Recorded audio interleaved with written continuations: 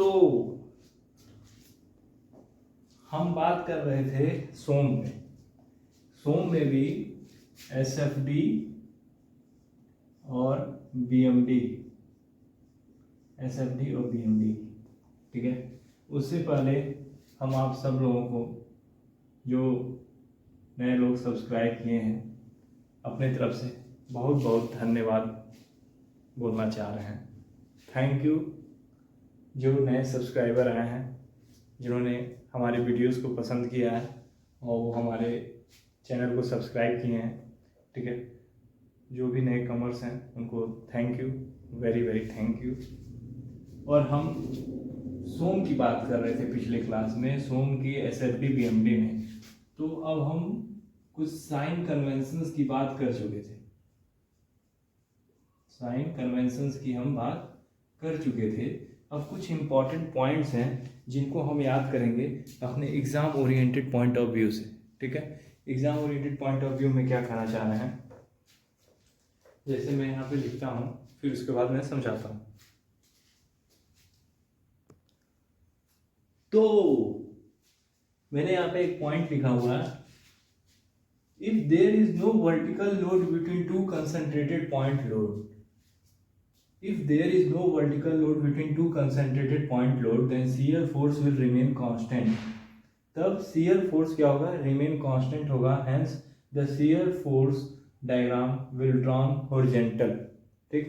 अब ये इंग्लिश में तो बोल दिया, समझ में कुछ नहीं आया होगा ना।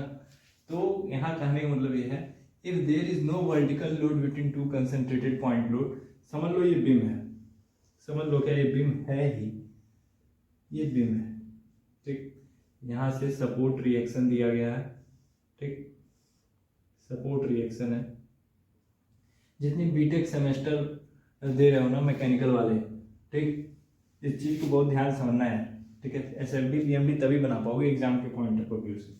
यहाँ पे ए, यहाँ पे बी, ठीक। जो तुम लोग कहते हो ना कि यार कब लाइन सीधी हो रही है, कभी इंक्लाइंड हो जा रही है, कभी क्यूबिक हो जा रही है, कभी पैराबोलिक हो जा रही है, ये कैसे हो रहा है? ये कुछ नहीं हो रहा है, कंसेप्ट तैयार होना चाहिए। कंसेप्ट है तब आपका सब हो जाएगा, कंसेप्ट नहीं है तो कुछ नहीं हो पाएगा, ठीक। कंसेप्ट होगा तो चैनल भी खड़ा हो जाएगा, कंसेप्ट होना चाहिए अगर, और सब्सक्राइब करने वाले भी होने चाहिए, ठीक है। तो ये बीम है, ठीक, ये बीम है। वीडियो चल रहा है कि नहीं बताओ तुम लोग कैसे बताओगे? तुम लोग तो कैमरे के उधर हो ना, मैकेनिकल वाले।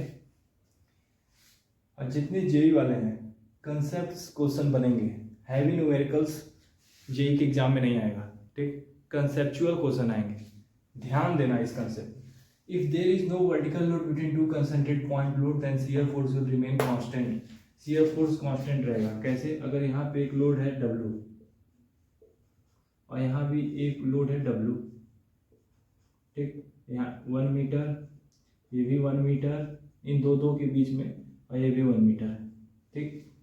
तो जब भी शियर फोर्स डायग्राम बनाओगे, शियर फोर्स डायग्राम बनाओ तो 2W है ना, तो यहाँ पे जो रिएक्शन होगा ये भी W और ये भी W, ठीक। तो शियर फोर्स डायग्राम बना के हम इस थ्योरी को समझाते हैं।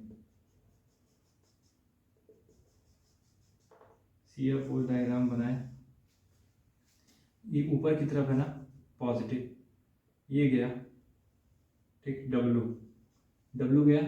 अब इस लोड से इस लोड के बीच में कोई लोड नहीं है, if there is no vertical load, कोई वर्टिकल लोड नहीं है between two concentrated point load, two concentrated point load, अभी यहाँ पे हम बात करेंगे, ठीक है। Then the shear force will remain constant. तब यहाँ पे जाओ, सीधे आ गए ना, यहाँ पे ये W था तो W ऊपर गए, अब यहाँ पे W लोड नीचे आओगे ना, तो यहाँ से यहाँ कैसे जाओगे?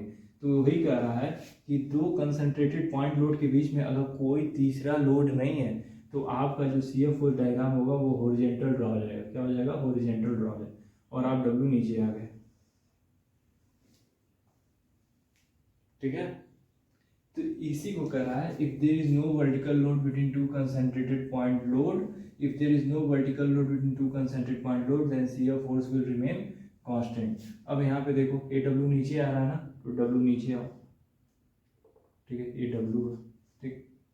अब यहाँ पे इन दो कंसंट्रेटेड पॉइंट लोड के बीच में कोई लोड तीसरा लोड नहीं ना है, तो CF4 डायग्राम कैसे ड्रॉ करोगे? सीधा सीधा किए। अब ये ऊपर की तरफ जा रहा है ना, तो ये ऊपर। तो इसी को मैंने कहा है कि CF4 डायग्राम बनाते समय अगर ये राइट हैंड साइड वाला लोड ऊपर की तरफ जा रहा है तो CF4 डायग्राम कैसे ड्रॉ करोगे? नीचे की तरफ। CF4 डायग्राम कैसे ड्रॉ करोगे? नीचे। या तो यहाँ से W आए तो ये भी W, ठीक है।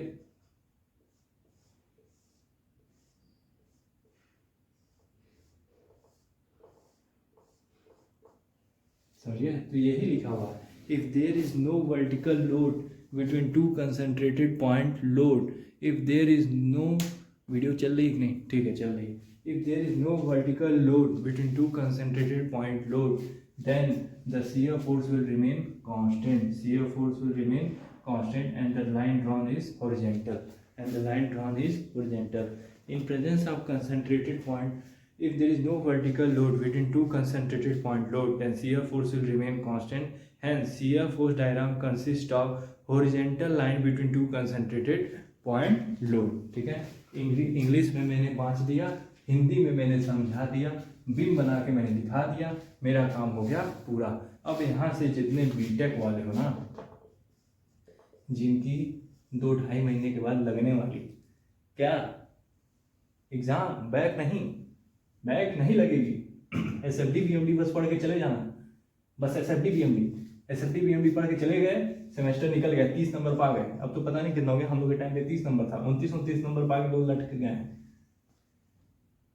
ठीक है, हमारे साथ के एक दोस्त थे सरवन यादव, ठीक है, वो जब वो कंप्यूटर के थे, तो वो जब पढ़ते थे मैकेनिक्स के सब्जेक्ट, मैकेनिक्स में था ना CF वगैरह, तो पूरा ऐसे अपना बाल बंद के पढ़ते थे।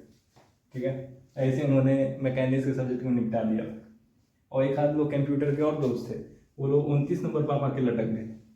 ठीक है, तो ये चीज़ें हैं, हम कंप्यूटर की बात नहीं कर रहे हैं। एक्चुअली मैं कंप्यूटर वाले गैंग में रहता ही था, तो उन्हीं लोग का हिसाब किताब जानूंगा ना। तो फिर उसके बाद से जितने बीटेक वाले हो, JU के उत्तराखंड PCS के जितने जूनियर इंजीनियर का वैकेंसी है, उसके रिलेटेड जो लोग एग्जाम का वीडियो अगर मेरा देख रहे हो, तो एक बात याद रखना कि आपसे न्यूमेरिकल पूछेगा तो फार्मूला बेस पूछेगा, फार्मूला में एक चीज़ अननोन कर देगा, आपको उसका डिटेल निकाल के बताना होगा। आपसे अगर क्वेश्चन पूछेगा ना जी स्ट्रेंथ ऑफ मटेरियल से, तो आपसे या तो CF फोर्स डायग्राम बना, बीम बना, ये बना देगा। ठीक है, और आपसे बीम पूछेगा कि कौन सा बीम है ये बताओ। SSC में तो होता है, कोल इंडिया का पेपर दिया हूँ, वहाँ भी देखा हूँ, पहले गेट के एग्जाम में आता था। नहीं तो आपसे कंसेप्चुअल बेस क्वेश्चन ही बना के आपको पीटेगा और दूसरा काम नहीं करेगा। ठीक है, अब मैं इस बोर्ड को मिटाता हूँ और दूसरा पॉइंट आपको समझाता हूँ।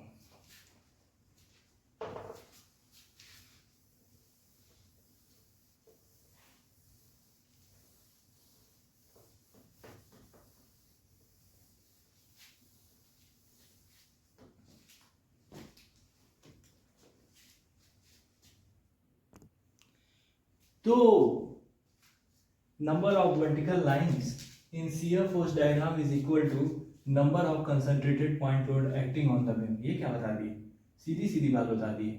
कभी भी आपसे पूछ ले, जैसे मैंने CF फोर्स डायग्राम बनाया था ना अभी,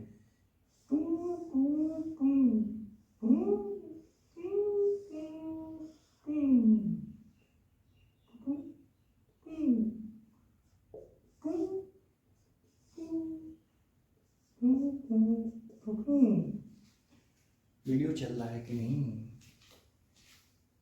ओहो, वीडियो तो चल रहा था। ठीक है,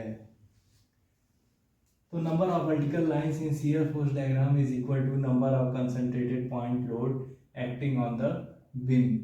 number of vertical lines in SFD, number of vertical lines in SFD। Vertical lines कितनी वर्टिकल लाइंस हैं? 1 2 3 4। मैकेनिकल के कुछ दोस्त हमारे ऐसे होंगे जिनको रात होते होते इसमें 5-6 वर्टिकल लाइंस दिखेंगे। ऐसा होगा कि नहीं? ठीक है, मगर हकीकत में बता रहा हूँ, मैं हकीकत बोल रहा हूँ, सच बोल रहा हूँ, इसमें 4 ही वर्टिकल है। 1 2 3 4। रात हो जाए चाहे कुछ भी हो जाए, 5-6 नहीं होगा, 4 ही का 4 ही रहेगा।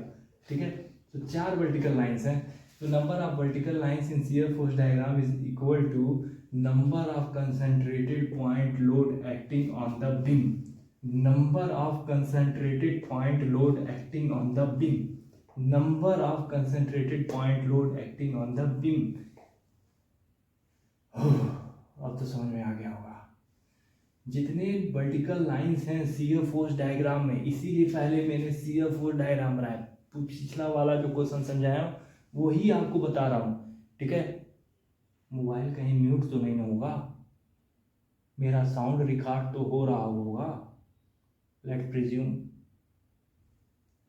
शियर फोर्स डायग्राम में बनाया वर्टिकल लाइंस जितने दिख रहे हैं, इसका मतलब ये है अंग्रेजी में लिखा कि उतने ही कंसंट्रेटेड पॉइंट लोड बीम पे होंगे। जितने vertical lines shear force diagram में आपको दिख रहा है उतना ही एक्चुअल जो बीम होगी उस पे उतने ही कंसंट्रेटेड पॉइंट लोड होंगे। अब आप याद रखो, अगर शियर फोर्स डायग्राम मैंने ये बनाया है तो शियर फोर्स डायग्राम से पहले पिछले वाले जब इसी वीडियो में कुछ पहले आप देखे होंगे तो जो बीम बनाया गया था उस पर कितने 4 वर्टिकल लाइंस हैं, तो 4 लोड रिएक्शन फोर्स लोड लग रहा था कि नहीं, यही फिगर था ना। देखो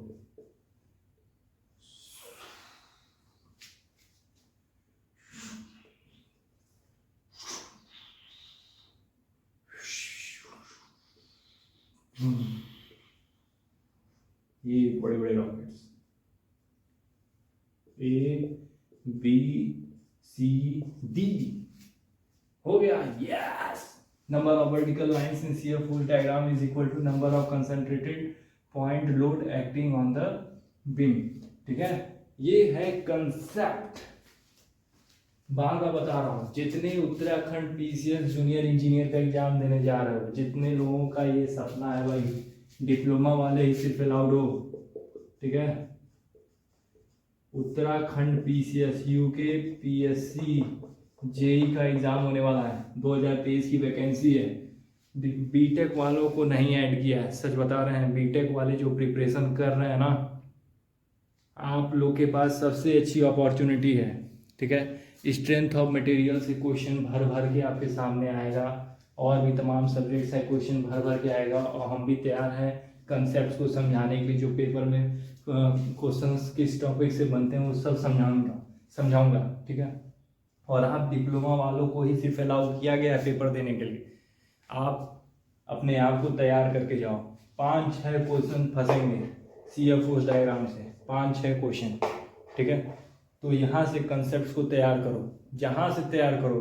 क्वेश्चंस हैं ये, कंसेप्चुअल टॉपिक्स हैं, इसको तैयार करके जाओ। जितने लोग उत्तराखंड पीसीएस जूनियर इंजीनियर का लोक निर्माण विभाग, जिसको जिसको चाहिए, जल निगम चाहिए, जिसको भी चाहिए, इरिगेशन डिपार्टमेंट चाहिए, 5 डिपार्टमेंट्स आए हैं उत्तराखंड पीसीएस में। ऐसा मौका फिर नहीं मिलेगा जूनियर इंजीनियर बनने का। 49,500 सैलरी है स्टार्टिंग, 49,500 मजे की नौकरी है, करना कुछ नहीं है, ठीक है। कुछ नहीं करना, सिर्फ कुर्सी पे बैठे रहना। Number of vertical lines in shear force diagram is equal to number of concentrated point load acting on the beam, ठीक है। ये क्वेश्चन आपसे किस तरह पूछ सकता है, आपको ये बीम बना के दे देगा, शियर फोर्स डायग्राम आपको बना के दे देगा। शियर फोर्स डायग्राम आपको बना के दिया, 4 ऑप्शन रहेगा जिसमें आपको बीम बना देगा। अब आपको जब तक ये लाइन नहीं याद होगी, जब तक आप ये नहीं जानोगे, तो ये बताओ आप कैसे टिक कर दोगे, नहीं टिक कर पाओगे। तो इसीलिए इस चीज़ का स्क्रीनशॉट ले लो, और प्लीज़ स्क्रीनशॉट ना लेना तो वीडियो रिपीट कर लेना, कम से कम मेरा number of views, number of watch hour तो बढ़ जाए, क्यों। चलो अब हम लिखते हैं next point.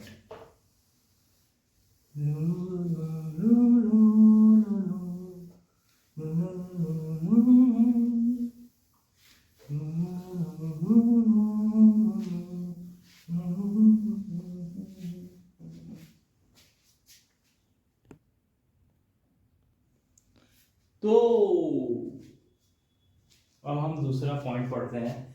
In presence of concentrated movement sudden change और sudden jump in bending movement occur. Concentrated movement अगर किसी बीम पे प्रेजेंट है तो जब भी बेंडिंग मूवमेंट डायग्राम बनाते हैं तो उसमें सडन चेंज तुरंत आएगा, ठीक है। सडन चेंज इन डायग्राम जब बनाएंगे तो चेंज को भी दिखाएंगे जब बेंडिंग मोमेंट जहाँ लग रहा है। Hence BMD consist of vertical lines with height equal to magnitude of concentrated moment. कुछ समझ में नहीं आया सर, आप क्या बता ले गए, वीडियो बना ले गए, समझ कुछ नहीं आया सर, बेकार हो सर। नहीं यार समझो, वीडियो ऑन है क्या यार, भूल जाते हैं वीडियो ऑन। एक कैंटिलीवर बीम लो, ठीक, कैंटिलीवर बीम और एक बीम बनाओ, बीम, ठीक, ये बीम बनाए, इस पे 2 किलोमीटर लोड लगा दो, 2 किलोमीटर, ओके, 2 किलोन्यूटन लोड लगा दिए। अब जो 2 किलोन्यूटन तुम लोड लगाए ना, 2 किलोन्यूटन, अब यहाँ पे तुम एक दे दो बेंडिंग मोमेंट,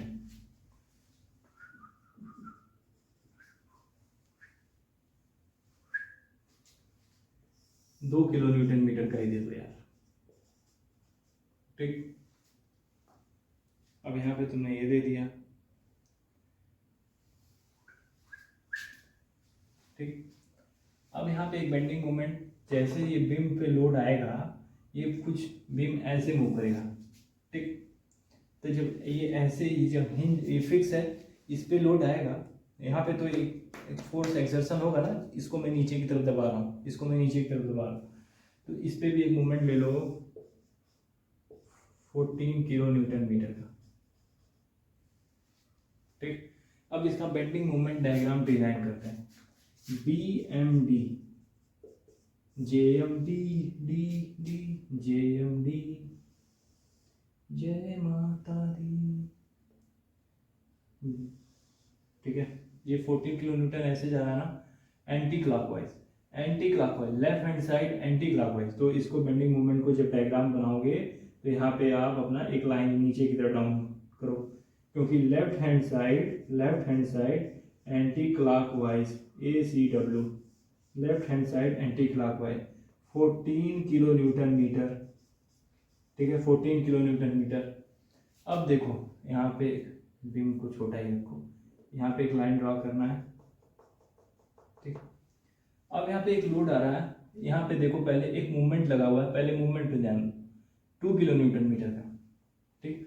और एक लोड आ रहा है 2 किलो न्यूटन का इधर से, तो मूवमेंट कितने का होगा 4 किलो न्यूटन, एक कितने का होगा 4 किलो न्यूटन, और एक मूवमेंट किससे आ रहा है 2 किलो न्यूटन से, तो कौन सा पहले छोटा है 2 किलो न्यूटन। और मैंने यहाँ क्या लिखा है, अब यहाँ पे कंसेप्ट लगेगा, इन presence of concentrated movement, in presence of concentrated movement, in presence of concentrated movement, sudden change और sudden jump in bending movement आकर, तो उसकी वजह से sudden change होगा bending movement में, hence BMD consist of vertical lines। तब BMD को क्या करना पड़ेगा, vertical line ड्रा करके with height equal to magnitude of concentrated movement। कितने हाइट तक जाना होगा, उतने हाइट तक जाना होगा जितने मैग्नीट्यूड का कंसंट्रेटेड मूवमेंट लग रहा होगा, जितना मैग्नीट्यूड का कंसंट्रेटेड मूवमेंट लग रहा होगा। जैसे 14 किलो न्यूटन है, यहाँ पे 2 किलो न्यूटन है, तो पहले 2 किलो न्यूटन, कोई लोड नहीं, लीनियर जाओ, लीनियर 2 किलो न्यूटन मीटर। अब देखो concentrated movement in the presence of sudden jump in bending movement, और hence BMD consist of vertical line with height उतनी होगी equal to magnitude of concentrated, जो magnitude होगा 2 into 2 4 kilo newton metre, तो 4 kilo Newton, थोड़ा सा draw कर, 4 kilo newton meter, ठीक है। अब ये बेसिकली आगे तक बीम जाएगा, ठीक है। इस बीम को बस मैं इतना तुमको समझाना था, तो मैंने यहाँ पे बस एक समझ लो एग्जाम्पल दिया है, ये है, ठीक है। एक बीम थी मेरे पास, न्यूमेरिकल था, वो बीम पूरा आगे तक है, एक लोड मूवमेंट और है, मगर हमको इसके कंसेप्ट को समझाना था, तो मैंने एक वर्टिकल लाइंस खींच के उस मूवमेंट को भी, कंसंट्रेटेड पॉइंट लोड के मूवमेंट को भी दर्शाया है यहाँ पे 4 किलो न्यूटन मीटर का, 4 किलो न्यूटन मीटर का, ठीक है। 2 किलो न्यूटन मीटर ये लगा हुआ है और 2 किलो न्यूटन और 2 मीटर लगा हुआ है, तो इसके भी मूवमेंट को मैंने यहाँ पे वर्टिकल लाइन ड्रा करके दिखा दिया। अब हम बढ़ते हैं पॉइंट नंबर 4 की तरफ। अभी मैं इसको मिटा के लिखता हूँ। तो अब मेरे पास है चौथा नंबर पॉइंट, जिस तरह शियर फोर्स डायग्राम का मैंने बताया था उसी तरह बेंडिंग मोमेंट डायग्राम का क्या है कि number of vertical lines in bending moment diagram. Bending moment diagram में जितने नंबर ऑफ वर्टिकल लाइंस होंगे in equal to number of concentrated movement acting on the beam, उतने ही कंसंट्रेटेड मूवमेंट उस बीम पे लग रहे होंगे। थोड़ा गौर देना कि जब हमने पिछला बीम आधा काट कर बनाया था तुमको नहीं, मतलब यहाँ पे 2 किलो न्यूटन दिया था, यहाँ पे 2 किलो न्यूटन मीटर की एक मूवमेंट लग रही थी और 14 किलो न्यूटन मीटर का मूवमेंट फिक्स इन पे लग रहा था।